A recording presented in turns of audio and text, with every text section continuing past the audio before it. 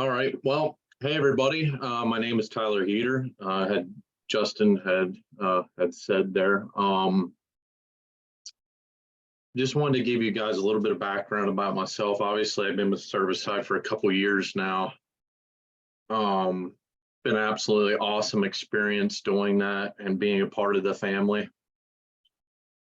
Talking with like-minded guys and whatnot, and guys that I can correlate with a little bit because of my habitat and wildlife management experience.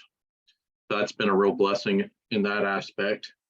And hopefully, as we do more of these, you'll be more connected that way too as well. I feel like Cervicide can really use that component and have that one extra piece of the puzzle that I think would be very interesting and a good thing to have within the company here. So and then a little bit more about myself yet. I went to Penn State University for wildlife and fishery science and a minor in forestry. I started off out at a branch off campus of Penn State Du Bois in Jefferson County, Pennsylvania. I got my associate's degree there in wildlife technology, stayed there for another year. Got my general education courses out of the way, went down to main campus Penn State and State College, Pennsylvania, and finished up and got a bachelor's degree in wildlife fishery science and stayed there for another semester and got a minor in forestry. So you can kind of see where the ball is rolling here now with my interest in wildlife and forestry. I mean, they both go hand in hand here with this topic. So after I completed school, my first conservation job when I got out was working with the Pennsylvania Fish and Boat Commission as a biologist aide. So everything I'm going to talk about here is all seasonal work that I did up until my last job that I had.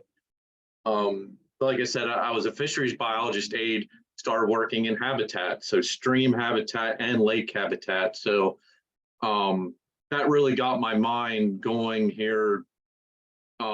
Because I always contemplated about starting my own business, but I needed a lot of skills and stuff. So these jobs gave me skills along the way to talk about what we're going to talk about today. You might not see it here with me talking about these jobs that I have, but it really pushed me to where I want to go and where I'm at now.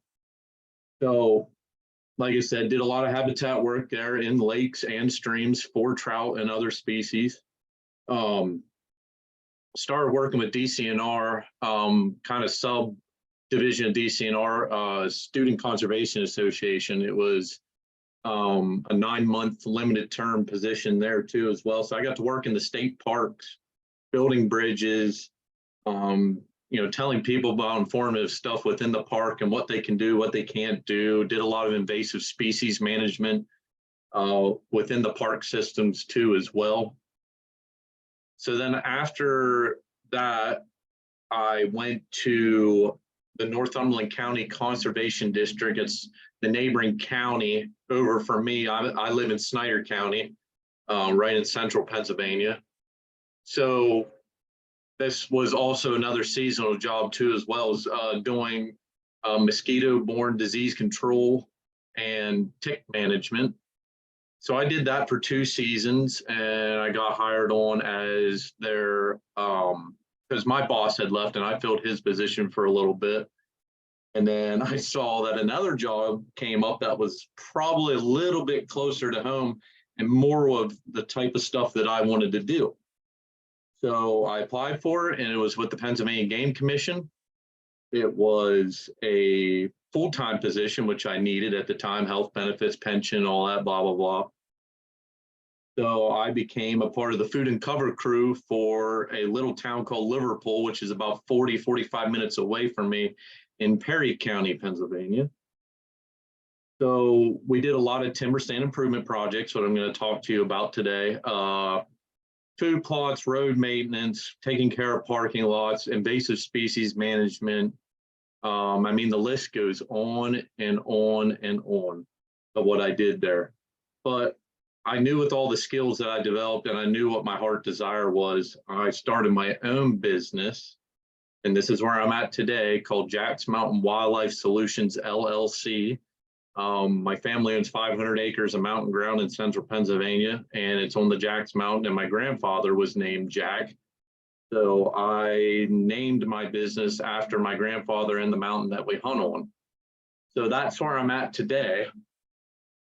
And I'm going to talk to you guys now a little bit about timber stand improvement or forest stand improvement. You can either say it either way, it doesn't matter. But everybody knows it as TSI. So I'm going to go through some of the different tools and stuff that you can use, and then I'm going to kind of work that into another topic that I really want to hit on the most, because a lot of you guys out there that are listening are public land hunters. Well, you know, back in the mountains and stuff like that, there's no food plots, it's roads and it's all mountain, it's all, you know, closed canopy forest. So this will really intrigue you guys a lot on where to hone in on killing a big buck, bear, turkey, whatever it is that you're hunting, based upon the timber stand improvement projects that the state does, because I did that when I worked with the Pennsylvania Game Commission on some of our game lands in the central part of the state. So the first tool that I'm going to tell you guys about, and probably most of you do have it if you are private landowners. I mean, even in town with some of this cleanup stuff you do with trees and all that, is obviously the use of a chainsaw. It is the number one habitat management tool that you can have in your arsenal. Because what you're doing is, through timber stand improvement, I'm going to give you guys kind of an analogy here. It's like when you plant your garden, you're planting your sweet corn, your turnips, your red beets, green beans, broccoli. Okay, those are your most desirable plants in that garden. Okay, so now I'm going to transition to the forest here. So our most prized possession trees here in Pennsylvania are obviously white oak, red oak, hickory, and cherry. Those are probably and walnut, probably our biggest trees that we sell and that are the most productive. So what we're going to do here is, when weeds start coming up in your garden, you're going to weed them out away from your best crops. Well, it's the same thing in the forest. So with the chainsaw, if I have a grove of white oak that need released and there's a bunch of black birch and gum and red maple growing within that stand, I'm going to be cutting out the red maple, the birch, and the gum away from the white oaks, and probably will be cutting some white oaks too as well, because not all white oaks produce acorns, and not all white oaks are going to be growing straight as an arrow, and that's what the logging industry wants. So the number one tool is using the chainsaw to weed out the weed trees within your better stand of timber. So, and with doing that, you need to know your trees. I don't know how many guys I've worked with, they just start cutting stuff and don't realize what they cut. And they could be cutting invasive species or high quality species later down the road. And then once you cut the tree down, you can't snap your fingers and hopefully it regrows again. It's just not going to happen. So the use of ID with the chainsaw, that's the number one timber stand improvement tool that you're going to be using. The second one I have on my list here is herbicide. So if you're not real comfortable using a chainsaw, I guess I should back up here. Every time you're using a chainsaw, you want to have PPE, your helmet, your chaps, glasses, whatever, so that you don't have an accident in the woods. So anyways, with the use of herbicide, same thing, gloves, respirator, eye protection, everything. So if you're scared or not comfortable using a chainsaw cutting trees down to weed out those unwanted species, then herbicide is probably the best fit for you. So normally when doing that, you're going to be doing the hack and squirt technique, or if the trees are smaller, you'll end up spraying them on the leaves instead of doing the hack and squirt, but they got to be somewhat within that 3 to 5 foot height, excuse me, there, for you to do that. It's just easier to spray them on. You can use a backpack sprayer. But anyways, I use just a little hand sprayer when I do my hack and squirt technique. So what you're doing is taking a hatchet, and for every 3 inches of tree, you want to make a hatch into the tree at a 45-degree angle. And then you want to spray your herbicide within that wound. And you don't need a lot, because the tree is taking your herbicide up through the xylem and the phloem. And you don't want to be doing it during the spring, or not really during the spring, because your nutrients are flowing up the tree. So then you're going to top kill it, and there's going to be root suckers everywhere. And you really don't want to be doing that, because we want to be reducing the unwanted trees in the woods, and pushing forward our better quality trees with doing timber stand improvement. And I can go more in depth on what herbicides to use and whatnot and the timing of the year, but I want to give you guys just the gist of just a couple things that I found the most important when doing timber stand improvement.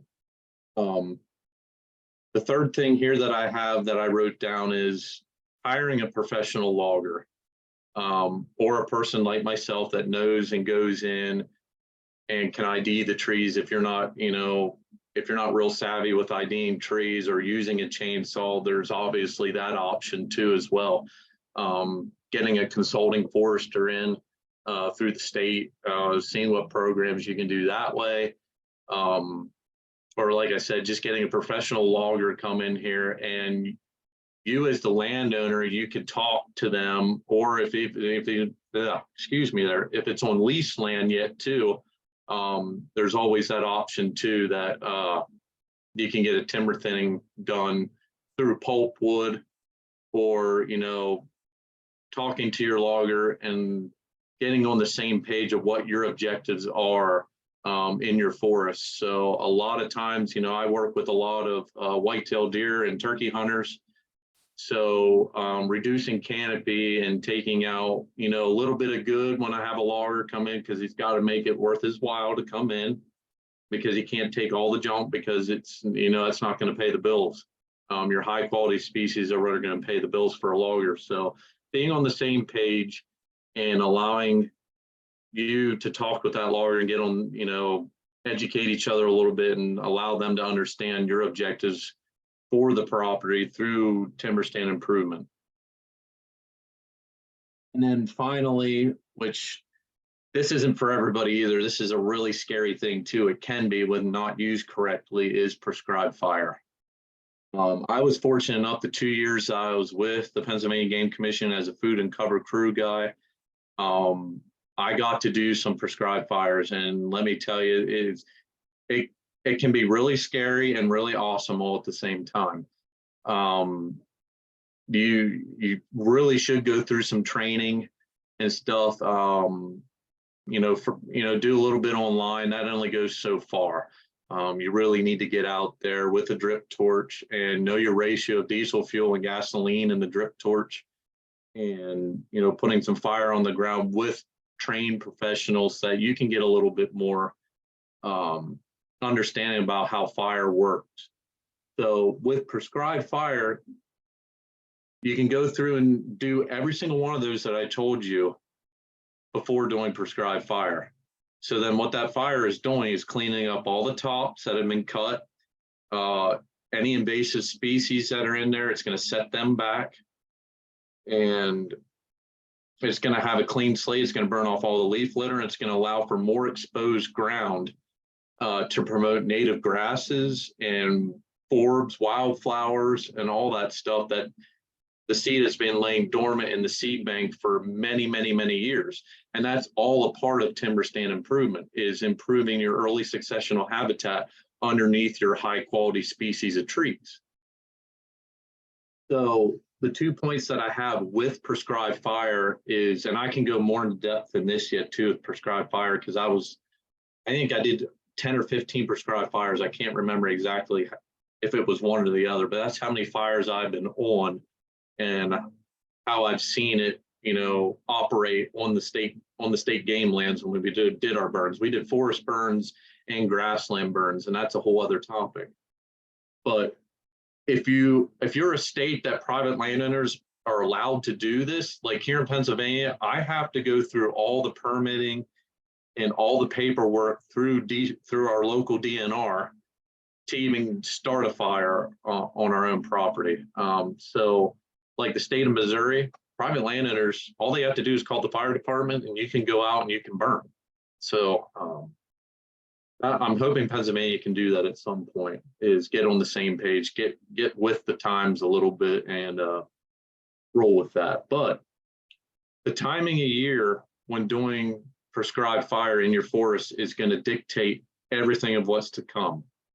So you can either do a dormant season fire or a growing season fire. So it's based upon your objectives. So let's just say you opened up the timber, you got, all your junk species cut out, you left a lot, like 50 to 70% sunlight in, might be less, might be more, depending on your objectives. And you have a lot of grasses coming up, native grasses coming up in your landscape. Well, doing a prescribed fire in the dormant season is going to encourage the native grasses to grow more and more. And it's going to top kill any tree sprouts that suckers or sprouts that come off of stumps or seeds that grow in the forest. So with timber stand improvement, you always want disturbance, always want disturbance. You want to keep that early successional habitat. So you might be burning every 3 to 5 years, depending on your species composition within your landscape. So, and then you can also do a growing season fire, which is normally done late summer, early fall, and obviously the dormant season fire is late winter, early spring. So when you're doing a dormant season fire, or a growing season fire, you're burning through a lot of green. So that's going to set back the grasses. That's going to set back the hardwood saplings and stems that are coming up. And it possibly will kill them enough that it's promoting more grasses and forbs. In this case, it's going to produce more forbs because grasses are going to be killed off more during the growing season, and native forbs are going to be encouraged more after a fire in the growing season. So watch what happens with that type of stuff on state lands, because pay attention after a fire, you public hunters out there. That is one of the best tools that the state agencies can do is prescribe fire, especially you turkey hunters. Turkeys love burned areas, absolutely love them. And depending on when they burn, maybe they do a growing season fire. That archery season on that state ground, wherever that burn takes place, is going to be an awesome place to hunt, because it's going to produce a lot of those forbs that those deer like to eat before going into winter to really gain the weight on and the protein, especially during the rut, because they're going to have different succession with how long our growing season is. More of those plants are going to come up from that timber stand improvement project that the state has done. And then also, like here in Pennsylvania, back on like our state forests and stuff like that, it's even done on the game lands too, is the timber stand improvement projects that we like to do are called seed tree cuts. So what happens is the forester goes in and selects a stand, let's say it's 10 acres. It could be smaller, it could be hundreds of acres.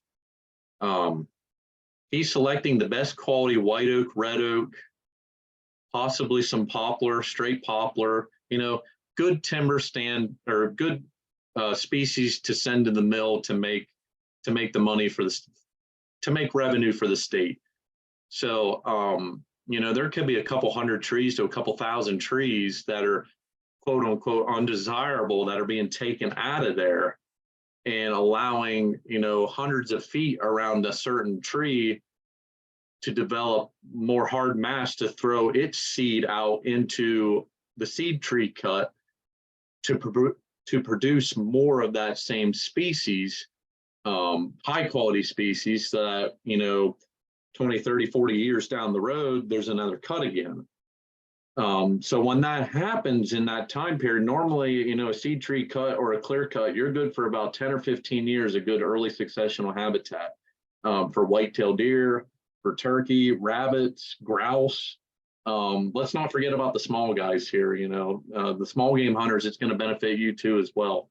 So really key in on those areas, because that's the only, especially way back in on mountainous country, that's the only food those deer and turkey are going to have.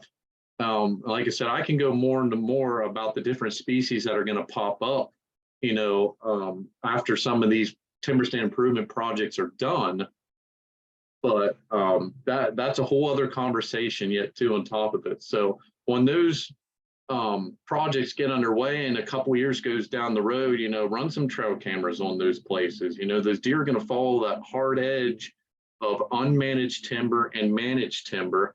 And there's going to be key places to hunt with trails and all that leading back into those bedding areas, because most of the time those deer are going to be laying in there, bedding, eating, going up, going outside of that, that cut and going back in. So timber stand improvement is very vital to the success of the hunter, especially on private lands too as well.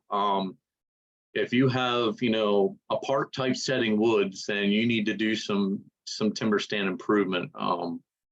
And always treat your invasive species in the landscape first underneath your canopy before cutting any trees down to let light in, because you don't want those invasive species to encroach further into your woods. So the use of herbicide and spraying them and take care of them, it still follows under the guidelines of timber stand improvement. So make sure you do that first. And this is huge, because you can't get in to put food plots in. It's too rocky. The ground is uneven. If you can't get back in with equipment, these are the types of things that you can do. And hinge cutting is another example too of timber stand improvement. I want to encourage that to go gung ho and do that to every single tree. But if you have a really, really awesome spot that deer are going to be at, you can hinge a couple trees at chest height with the chainsaw going about 70% of the way into the tree, or a little, like right around the 3/4 mark, so 75%. Hitting that tree and letting those leaves grow at deer height. You just created a candy store right towards your favorite tree that you like to hunt. So you let sunlight in and you hinge the tree, and the tree's still going to stay alive for a couple years. So you just created a smorgasbord around your tree, and you didn't even have to buy seed, lime, or fertilizer. All you had to do is a little bit of chainsaw work. So those are definitely different things that you can do. It's kind of hard to explain this and narrow it down a lot, because you almost have to see it. And I know when Justin posted this, there was a picture of that prescribed fire. That was actually a picture I took on the game lands when we did a woods burn the one day. And I can tell you, going in after a fire on the woods burns, it's just amazing all the different species that come up that you didn't know that were even in the seed bank. And that's good lush growth for whitetail deer. Yeah, I'm going to talk about whitetail deer, because a lot of this stuff benefits whitetail deer more than any other species. And I know a lot of you guys out there on the Cervicide, the family and all that, and everybody's a deer hunter. I mean, pretty much everybody likes to deer hunt. So these are different tactics and different tools that you can use to enhance better quality hunting on your property.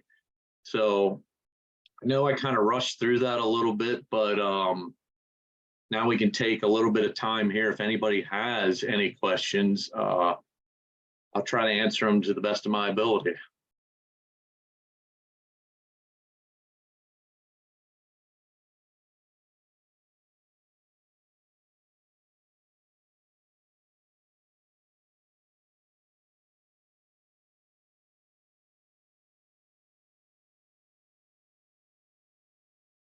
Let's see if anybody sends them in here. I don't know how many people are out there listening, but. So right now we have 10, but I'm sure a few more people are kind of bouncing in and out. But I don't see any questions for right now. If you guys have any questions, be sure to drop them in the question bar. It'll say webinar. It should say webinar chat. If if you're on your phone. Yeah, if there's any questions you want, Oh, here we you can go. think of Justin here, then, oh, okay. We got one on the Q&A from Chris. Chris is out of Florida. He says, what is your opinion on using goats to help with evasion? Oh, I have a lot of guys talk about using livestock to reduce invasive species. And like I said, if you don't have, the knowledge of herbicide or, the use of a chainsaw, to clean that stuff up, spray it, take care of it. I know a lot of guys that do like an forestry type of practice where they're putting goats in, pigs, cows. Obviously goats are going to clean up a lot more of it. So yeah, I wouldn't be opposed to that. I mean, do your research a little bit further because I normally that's not a huge part of my expertise using animals to do that, but I know there's some guys that do and have good results. The only thing I would really focus on is if you're putting, whatever it is, if it's an acre or 10 acres, 20 acres, 5 acres, make sure after those animals clean up, in my opinion, I would come in and use a herbicide application afterwards because obviously, those animals aren't going to technically clean everything up and kill everything off, but they're going to set it back enough for you to be able to see the high quality species that are coming back and the invasive species that are coming back. And do your research on what species there in Florida is invasive and whatnot, what herbicide works the best on them. And then that's what I would do. I do a follow-up application of herbicide after the goats or whatever went through, and kind of see what those results are like. And I'd really like to know that. I'd be very curious to know if you do that. I'd like to see the results. Hopefully that answered your question. All right, we got some questions coming in now. I love it. This is a huge reason why we wanted to bring Tyler on, not just because it's kind of getting to that time of year and for that higher education, but to answer these live questions. So, Tyler, I'll let you take it away, man. It looks like you got a few of them. For some reason here, they're not. Oh, here we go. Okay. Never mind. They're under here. Okay. Yep. I see it. Mine were hidden too. So, yep. I was looking on the bar on the side here because that's what we did last time. Well, they definitely changed the format of it for sure. Okay, so Joshua, your question. So your question is, what would be a good way to get rid of poison sumac in an area? Well, I can tell you this, obviously, that's a threat to people as well, from getting the rash from poison sumac and whatnot. Depending where you're at, I'm not sure what part of the country you're at, but let's say poison sumac, I mean, that grows here in Pennsylvania too as well. If there's a grove of it somewhere and, you don't want to get in real close to it, obviously a backpack sprayer with, I usually use a concoction of 2,4-D and glyphosate with a surfactant in it. And I usually, they mix, their compatibility is really good. And I would spray it with a backpack sprayer. I mean, obviously make sure what's underneath it and stuff like that. If there's any high quality species there that you're not killing them off too as well. But, for instance, there's an invasive here in Pennsylvania called tree of heaven. And it grows in groves, and I know the sumac will too. And if you catch it at a certain point where it's 3 to 4 foot tall, you can go right along it based upon your wind direction and whatnot, what other species are around. You can do a foliar spraying, spray the leaves here in the beginning of July all the way to the middle of September, and that's a good time frame to start killing those plants off, because the plants now are starting to take nutrients down to the root system, and the herbicide will get down into the root system and kill the tree. So that would definitely be the way I would do it. Or if you have a UTV sprayer on the back with the hose and the wand that you can stay further away from it, that you're not coming in contact with it. You can spray it too that way. That's all timber stand improvement, because you're taking away that invasive species. Well, it's invasive to people more than anything. And that's a good way that you can control that.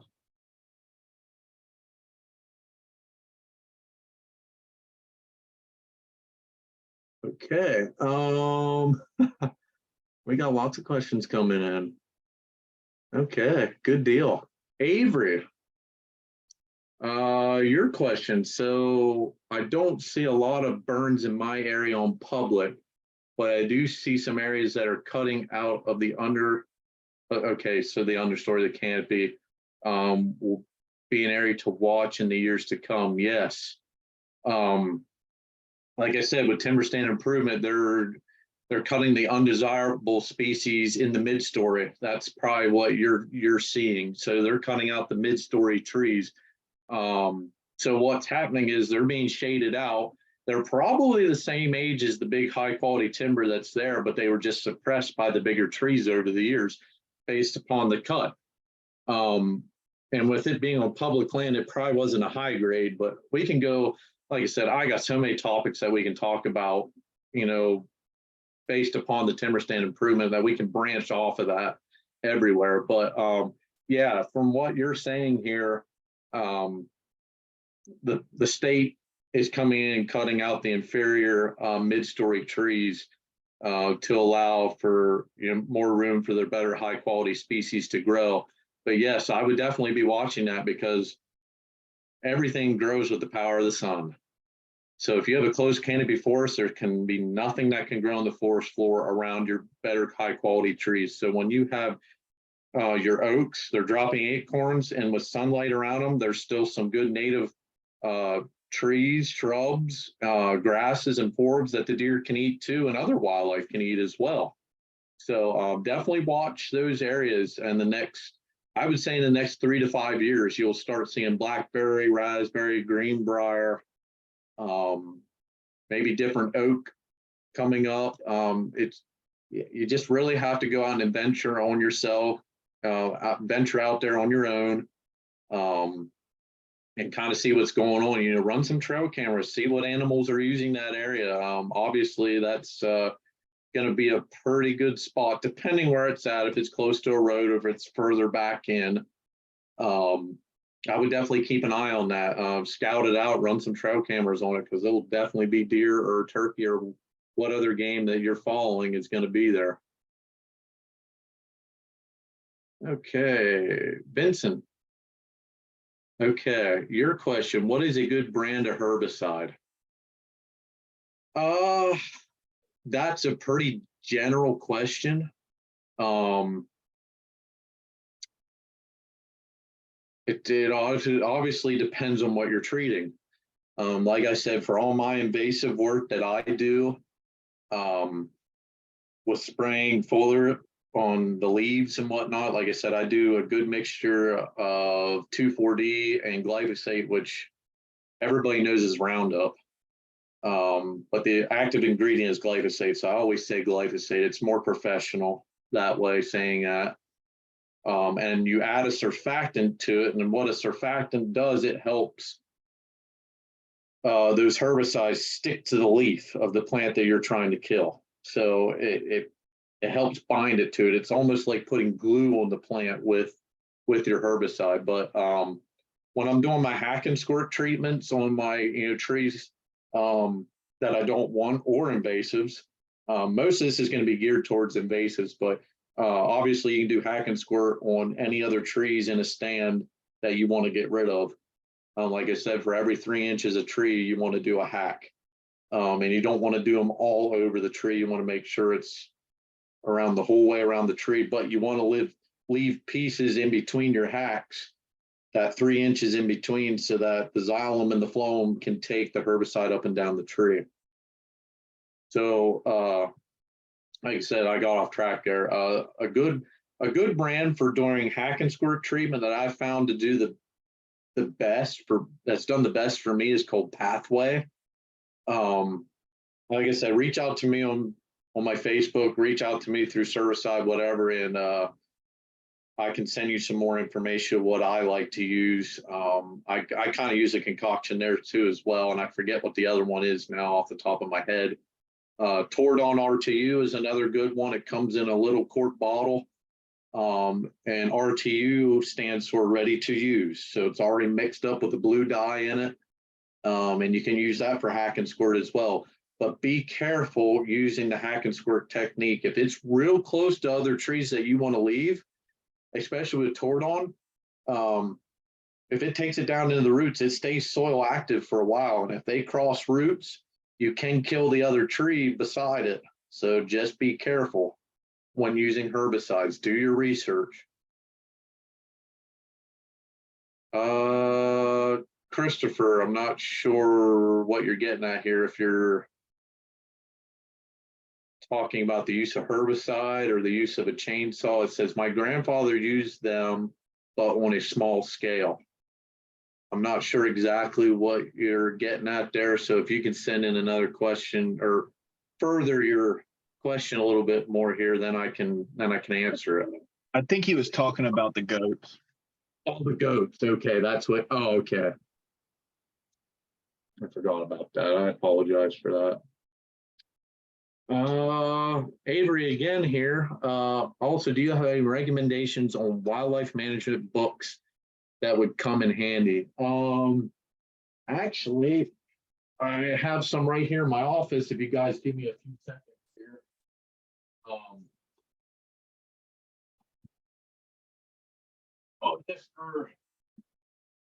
I mean, it used to be the Quality Deer Management, and now it's the National Deer Association. I'm actually a member and a board member for our area here in Pennsylvania. Obviously, their magazine, you become a member, it's like $30 a year. I mean, it's cheap. Awesome information in here for managing for whitetail deer. Check them out. So there's that. They'll send you monthly magazines. A couple books that I've read. Here's another one. I don't know if that's backwards on the screen here or not, but it's Deer and Turkey Management Beyond Food Plots. So that's kind of what I'm talking about tonight. Like I said, we can go and do so many more topics. I'm so excited to talk about this because I'm super passionate about this. I want you all to know the information that I have done based upon my experiences yet too.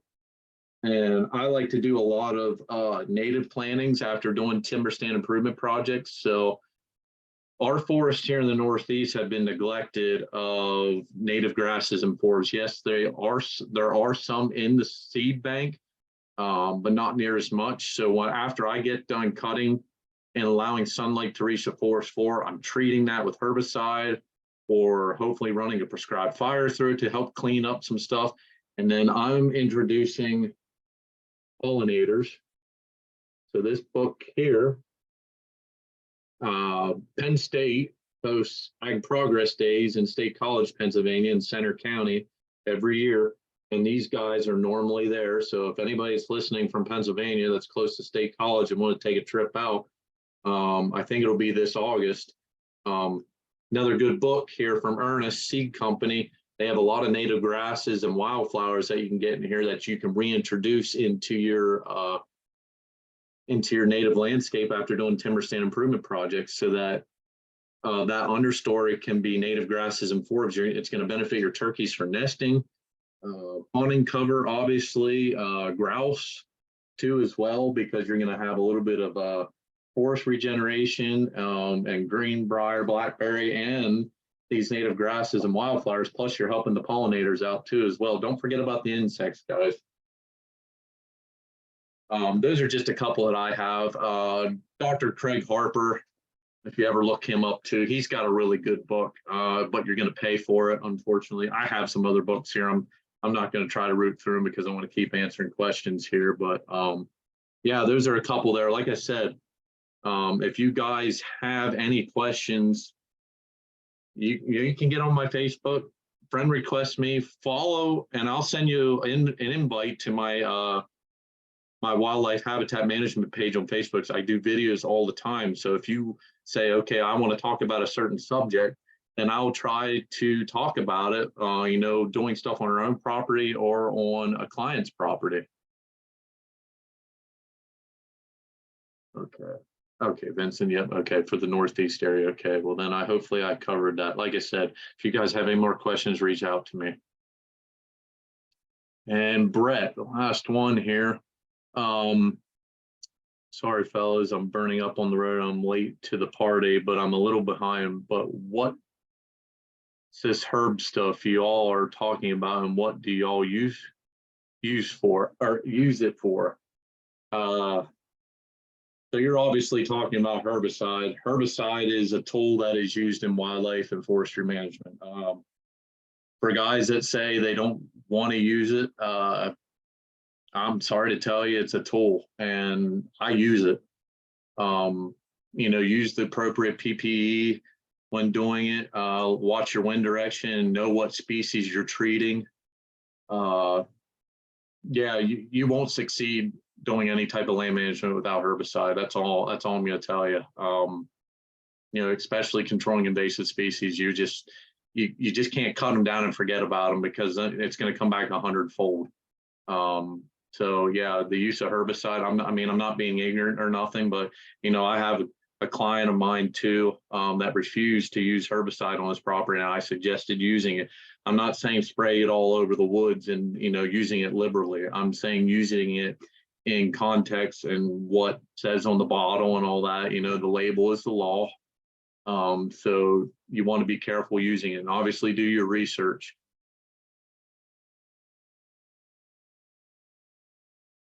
Questions here.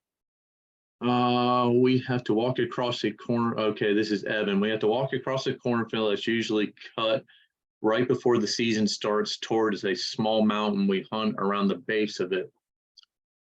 And on, but it's just all tall trees. I feel like the deer watch from the mountain as we come in. What would be the best way to make it thicker? Obviously you're talking about the woods in there. I kind of know what you're coming from there. Because there's certain portions of our mountain ground that I'm still working on a little bit, and you know, my father owns it, so it's a little bit of give and take. Like if I want to do some timber stand improvement or whatever and cut some trees down to, you know, to kind of block our way and to create some habitat for the deer, that when we're walking in, the deer aren't either not going to be scared and run as far, or you know, they're not going to see us at all. So honestly, Evan, it's based upon what your species composition is, and what your management goals are for it. So obviously you want to make it thicker. So, you know, my recommendation is that, you know what, you could send me pictures, so I know what species you're dealing with and what kind of habitat it looks like. I understand you want to make it thicker. That's kind of just a general question. But I wouldn't put the cover directly up against the field. I'd have it just a little bit further back in. Let's say you go anywhere from 50 to 100 yards back in that you're creating the cover. So when you walk in, you know those deer are a little bit further back in, that they're bedded there, that they're not going to see you walk in. But what you honestly can do too, along the edge of the field too, is what's called a border cut. You can go from the edge of the cornfield in anywhere from 30 to 50 feet.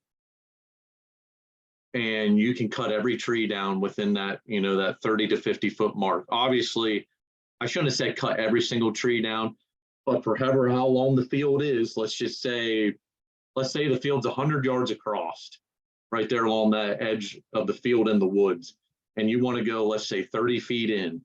So that 30-foot berm, you're going to cut it super hard. But if you find hawthorn in there, which is a wild apple tree, or you have a couple white oak, red oak, or some cherry, or some nice straight hickory that you want to leave behind, you can. but cut it back super hard so that those deer have a nice soft edge where they're protected. And then over the years, you're going to have brambles that come up. You're going to have possibly different wildflowers that come up, or wherever you're at. And, in the country, you might have native grasses pop up. Nature finds a way, guys. And when you put sunlight down to the forest floor, you're going to see an absolute difference in your wildlife and how they react. And plus, you can make a barrier that way too, so that deer don't see you coming in, going across that field. So if you're going to end up doing that, though, a lot of trees are either going to fall into the field or back into the woods, or they're going to fall parallel with the field. So be strategic how you do it, because then you can cut openings through that border cut where you want deer to come out into the field, or your access point, your walking trail to get in. And then you have a couple other trails cut in for the deer to come out, so you can get back into those woods, climb a tree. You just pinch those deer down to a spot where you can harvest them then. So hopefully Evan, that answered your question.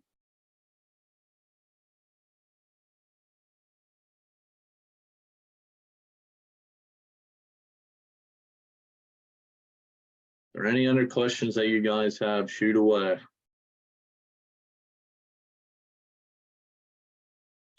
And like I said, I'm going to keep preaching this to you guys. I'm a resource that's here. That's why I joined Cervicide. So if you want my email, you want my phone number, you want to, do a Zoom meeting, just me and you, and talk about things and whatnot, show me pictures of the property and how we can attack things, and I will be glad to help that way.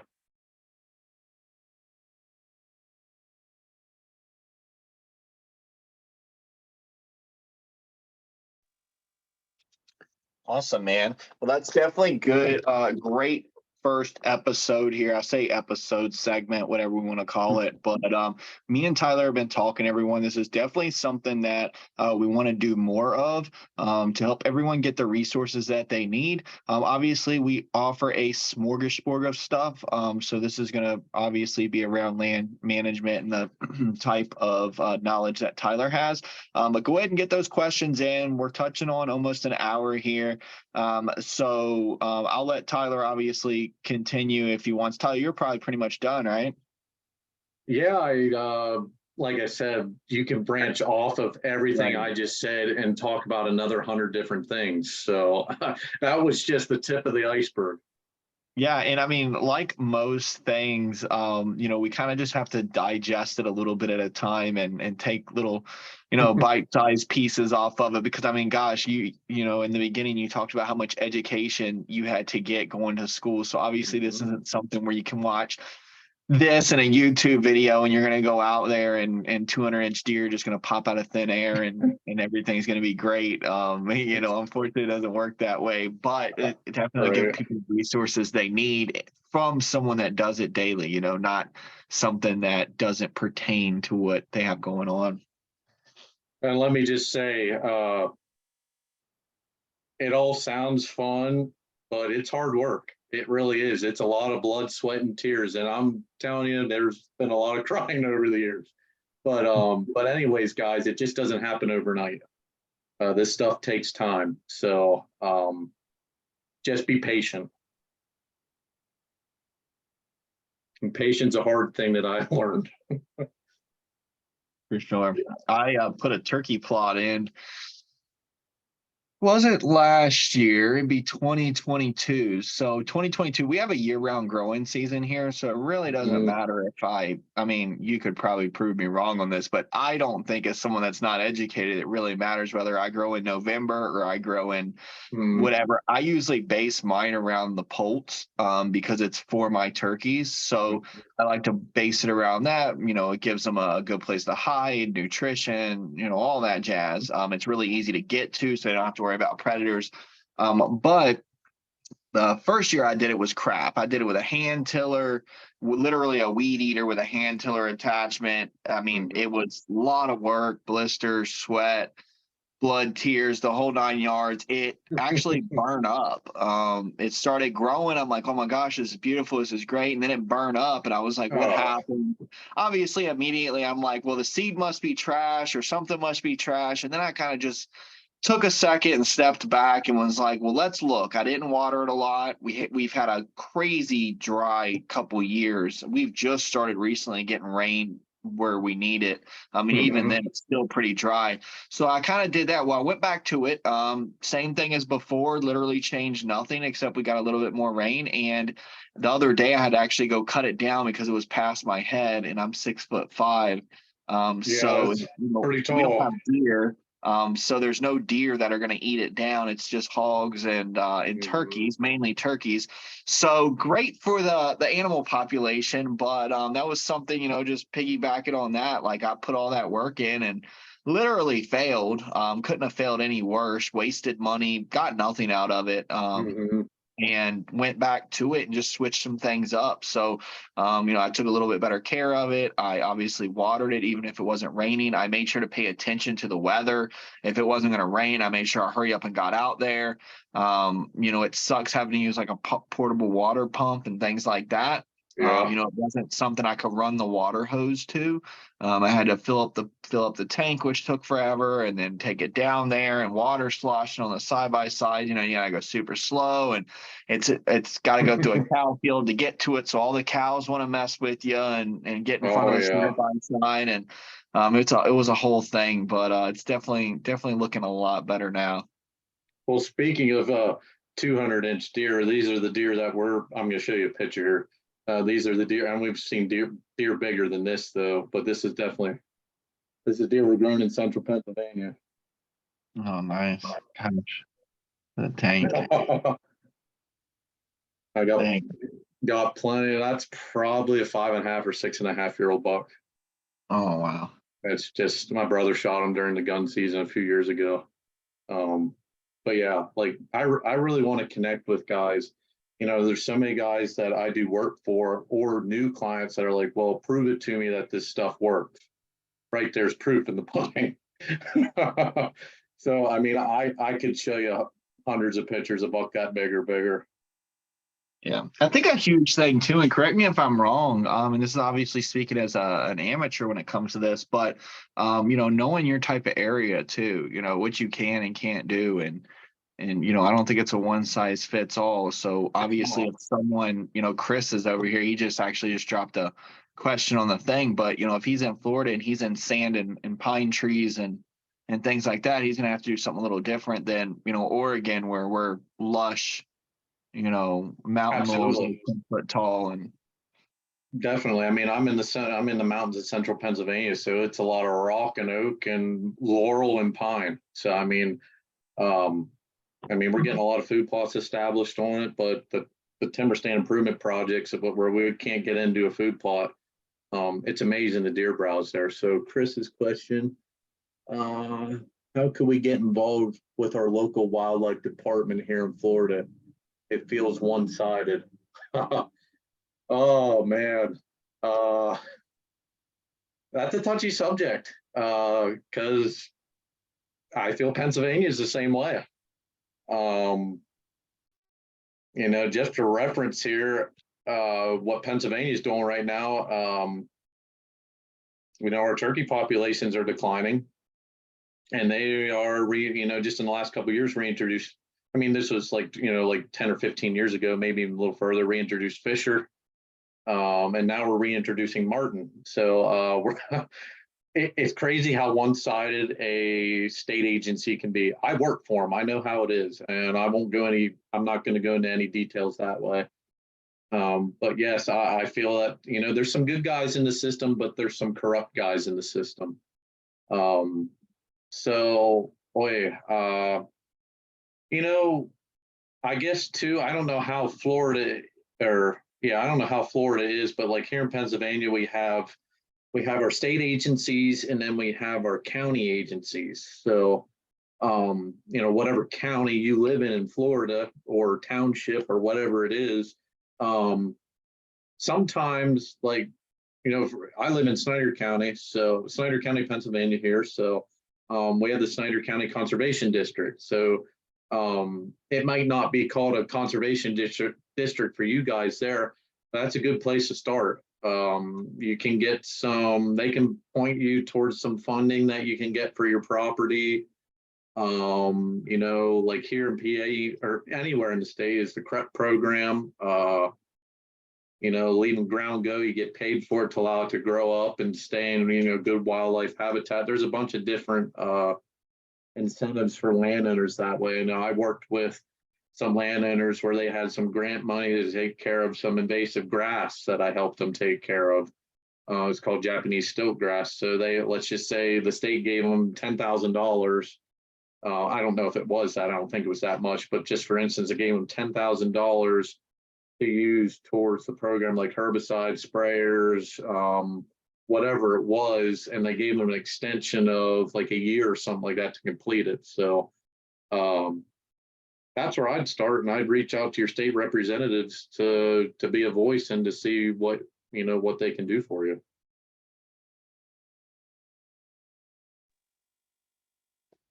Solid, man. That was definitely a great segment there. And if there is anything in particular you guys want to, you know, for Tyler to bring up for the next one, definitely reach out to him, reach out to me, email, drop it in the chat, whatever. Jacob messaged me a little while ago, and so the chat for some reason wasn't working. I'm not sure what's going on with it, but if you guys do have any questions, we're going to last call here. I definitely want to respect Tyler's time, and I got to get off here too, try to get some things done before the weekend here, somewhat of a holiday weekend. We're gonna make it a holiday weekend, even though the 4th Tuesday. But it'll be kind of odd, but we're gonna make it happen. But you guys get those last questions in now if you have anything for Tyler as far as timber stand management. Yeah, we'll give you guys like another 5 minutes here to send in some of your questions. And like Justin said, guys, I do it for a living now. I've gained a lot of knowledge from a lot of different state agencies along the way, and then I kind of spitballed and I kind of developed my own way of things yet too through my college education. I mean, I watched some biologists on YouTube as well. I get a lot of my ideas and tweak them. It's called Growing Deer TV with Grant Woods. It's a very, very good man to watch. He's very down to earth. So I mean, that's another good place to watch. And obviously, friend request me and follow my Facebook page. You know, I'm just this local redneck boy that just following a dream, man. So I absolutely love it. My education, I definitely couldn't have been as far as what I am today without the Penn State education. That's, you know, that's definitely one of their number one you know, majors is wildlife and forestry for sure. Now, if we can just get the bureaucrats to get on board, we'll be set. So yeah, just reach out to me, guys. I'll send me a message and we can get back. You know, we can be more nitpicky about talking about ideas and stuff.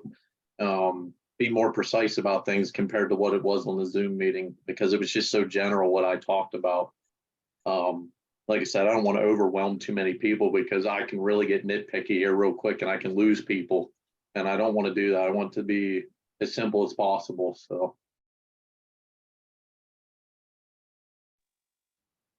Looks like you got a couple more questions that came in there. Yeah. All right.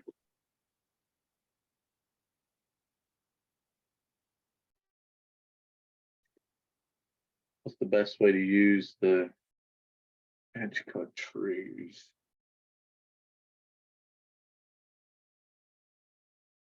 Oh, the hinge cut trees. That's what he meant. Geez. Oh my gosh. Okay, Joshua. Well, what's the best way to use the hinge cut trees? There's a couple different reasonings for doing that.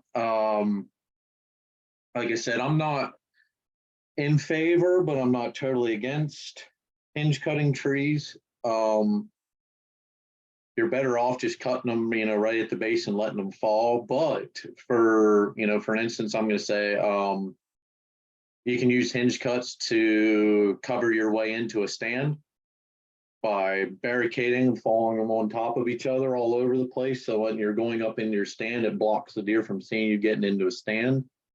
And I actually use hinge cuts to direct deer towards me based upon what tree I'm in, or if I have a food plot that's more in open timber, I'll use hinge cuts around the food plot to act as a false screening or a false sense of security for the whitetails. Even turkeys too, during spring gobbler, it's awesome to hide in along there and, be able to, kill a bird that way too, because of that natural screening that's that low. And obviously I use hinge cuts periodically through my timber stand improvement projects just to put browse on the ground for the deer. So you kind of have those couple options there. Sorry, I'm going through these quick here because of being late here. What's the best fruit tree to plant for deer? Oh, you know what? That'll be another episode or Zoom meeting at some point.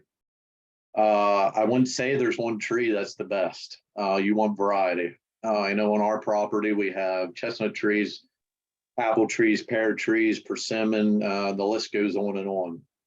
So don't limit yourself just to one species. And Jason, okay, yeah, I know Jason. Do you know any of the conservation programs, grants programs for the outdoor clubs and associations? Oh, I mean, obviously there's the Conservation Reserve Program or the PrEP program. There's WIP. Most of that, I don't know about with the club too much. I think clubs can get it because I worked with a club that got some funding and stuff like that. Based upon, obviously improving timber, planting native grasses and forbs, getting grant money that way to buy the seed, because native grasses and forb seeds, that'll cost you thousands of dollars. I mean, that's it's pretty steep that way. But like I said, just reaching out to your local conservation districts, because I know Jason's out of Pennsylvania. So just reaching out to, the different counties. And like I said, you can call them and email them and stuff like that. And they'll normally point you to, they might give you a number and email of a person through the state yet too, that'll help you out in getting some funding for you based upon invasive species, planting native grasses and forests, doing timber stand improvement, whatever it may be, within the guidelines. Awesome.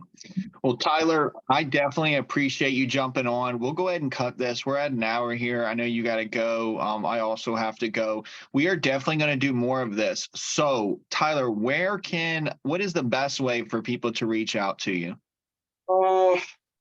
I'm just trying to think. Obviously, I don't want to give out my personal cell phone number because of just being constantly bombarded with text messages and stuff. Yeah, no, I get it, man. I do that too. I actually have a separate cell phone number for Cervicide. So email, Facebook, whatever you think's best for you. Probably email. My email is, well, I can actually put my email in the chat here real quick and people can see it, honestly. Yeah, that'd be great, man. And what we'll do is you guys talk to Tyler, talk to me, let us know what you want to see on the next one. Obviously, if we don't hear anything, we'll just go about the route that we're going to go with continuing to provide y'all with some resources for the Hunt Lab here. But I'll let you drop that in there, Tyler, and we'll call her. Oh, let's see here. Oh, wait. Did that go through?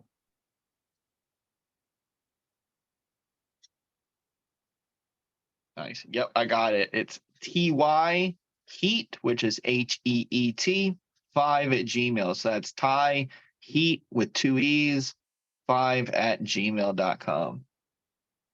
And what I'll do is I'll get this recording set up and I'll also put that in the show notes. Awesome. I really appreciate that. And like I said, search for me. My name is Tyler Heeter. You can find me on Facebook, send me a friend request, and I'll invite you to my Jackson Mountain Wildlife Solutions LLC Facebook, my business page. I really appreciate stuff like that. You guys can view it, learn from it. You can share it with other people. And that's honestly how I get a lot of my clients is through Facebook. So if you're out there and want some work done, or, you know, consultation of what you can do, and you know, you can do it yourself and I can help guide you, then by all means, reach out to me. Awesome. Well, thanks, Tyler. I really appreciate it. And we'll see you all in the next one. All right, sounds good. Thanks a lot, Justin.